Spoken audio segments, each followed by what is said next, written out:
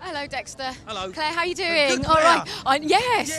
Yes. We've met quite a few times at the have, haven't we? BFI and Of course it also was. Turnout. Yeah. Nice, yes. How you doing? All right. Well, Good. thank you. How are you? Nice, I'm well, I'm good, I'm excited. You should be as well because soon it'll be your own red carpet event. Well, yeah, if it's half as good as this, it's going to be out off the hook, isn't it? It's going to be out of control. I'll be dizzy with excitement. Yeah, it will be our own on the 20th of March. We've got our premiere down at the Haymarket in Leicester, not Leicester Square, down at the Haymarket, Cineworld, yeah, Piccadilly. How's the whole process been with Wild Bill for you so far? It's been really rewarding. It's really good because the film works essentially. People watch the film and seem to really enjoy it and get a real kick out of it and understand what it's about.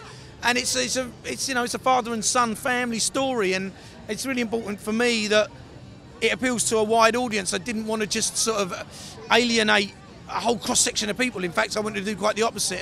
And there's maybe a perception that the film is a sort of laddie kind of lock-stocky thing, and it's really not that.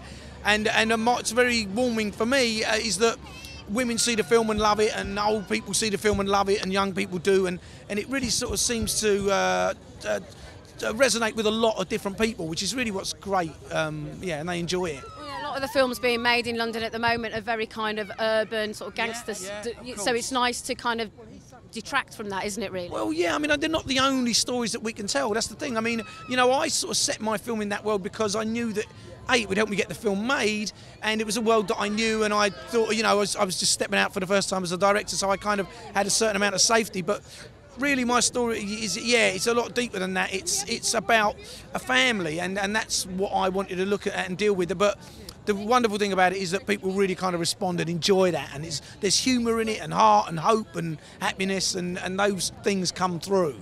That's what people say. So. And what's it like for you? You're obviously a director now, but an actor, and publicity obviously is a big part of what you have to do. Yeah. Is it? Do you come from it now from a different perspective because the project that you're promoting is so personal to you? Well, I mean, I find obviously I've got a lot more to say about it because you could press me on Wild Bill and I could probably talk the hind legs off a donkey about it. There's so much that I could go on about.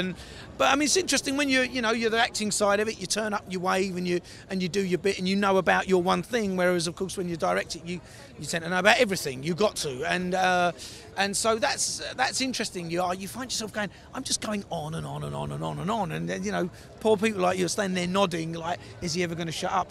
I won't probably ever shut up for a long time because it's a very exciting time for me. And what's really exciting is that people seem to really enjoy the film, and that's a massive reward because I brought it from its conception really to right through. Well, you've evolved as well as an artist, surely, from doing this too.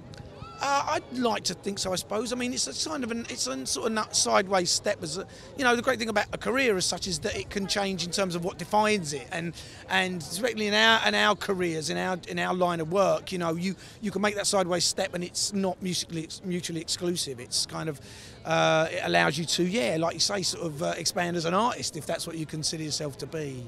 And we're here for the John Carter premiere. Were you a fan of the books? I can't say that I was. I mean, I first heard about it when Mark Strong's an old mate of mine, and I asked him to be in Wild Bill. Unfortunately, he wasn't available, but I replaced him with Jason Fleming, I think.